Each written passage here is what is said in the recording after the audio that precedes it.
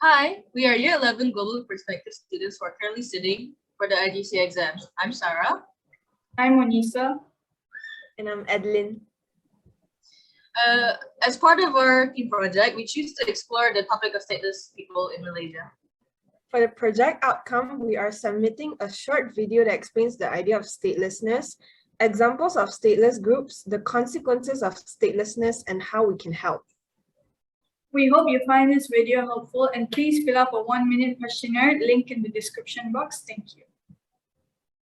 Okay, so what is statelessness? Statelessness or a stateless person does not have a nationality of any country. Some people are born stateless, but others become stateless. There are many ways a person can be identified as stateless. People move from the countries where they were born. A child born in a foreign country can risk becoming stateless if that country does not permit nationality based on birth alone, and if the country of origin does not allow a parent to pass on nationality through family ties. Loss of deprivation of nationality. In some countries, citizens can lose their nationality simply from having lived outside their country for a long period of time. Gaps in nationality laws are one of the main causes of statelessness. If these laws are not carefully written and correctly applied, some people can be excluded and be less stateless. Okay, following on, examples of stateless groups and persons in Malaysia. The first group is Rohingya. The Rohingya is an ethnic group of the Myanmar from the Arakan region. There are 102,960 Rohingyas in Malaysia. Myanmar government does not give them citizenship, that's why they are stateless. One of the reasons why they come to Malaysia is because this country has a majority of Muslims and the Rohingya community is also Muslim. Another group is the Bajau Laut. The Samadi Laut, also known as the Bajau Laut, are a migratory maritime people who originated on the islands, reefs, and beaches. They now make up the area where the territories of the eastern Borneo, Indonesia and Malaysia, the west coast of Sulawesi, Indonesia, and the southern Philippines converge. Borders were drawn carelessly in the run-up of these nations' independence, dividing ethnic groups in the process.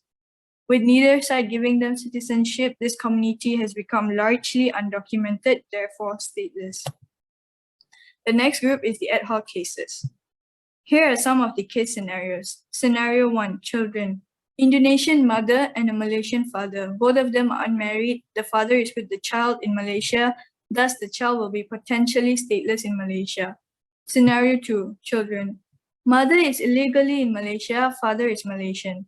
Father runs away while the child is in Malaysia and the child isn't registered with the Indonesian embassy. Therefore, the child is deemed stateless. Scenario 3, adults. A person's citizenship is revoked because the person has offended the country. As long as the person does not acquire another citizenship, the person is stateless.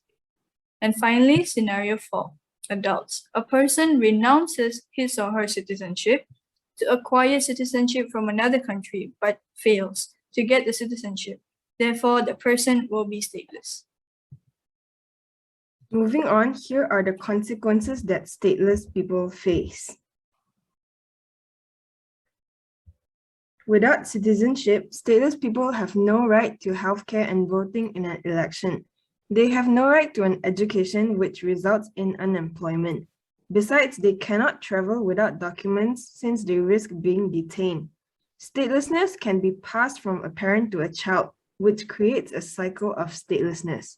Stateless people have no right to security, making them especially vulnerable to human trafficking, abuse, discrimination, and harassment.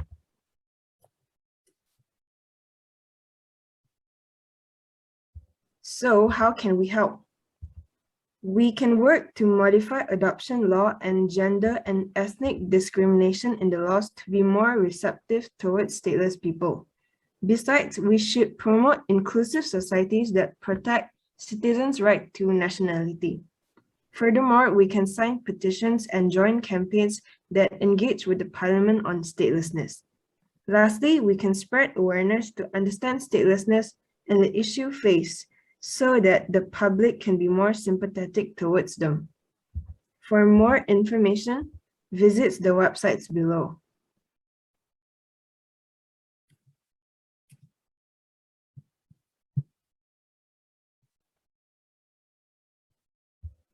Here are the references we used.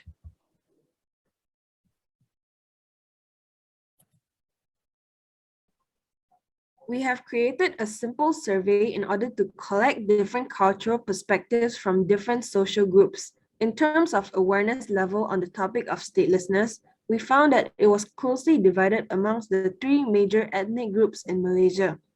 33 of Indians and 33 of Chinese surveyed are aware of the idea of statelessness, and 34% of Malays surveyed are.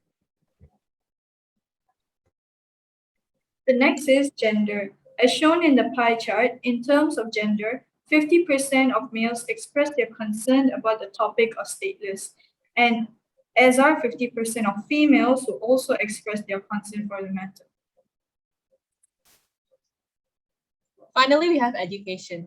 As we can see here, this pie chart shows the results of people who are well informed about the topic of statelessness depending on their level of education. 34% of the people who have a master's degree appear to be well informed. 23% of the people who have a bachelor's degree are also well informed. IGCSE at 22%, and finally leaving pre-university at 21%. Thank you for watching the video.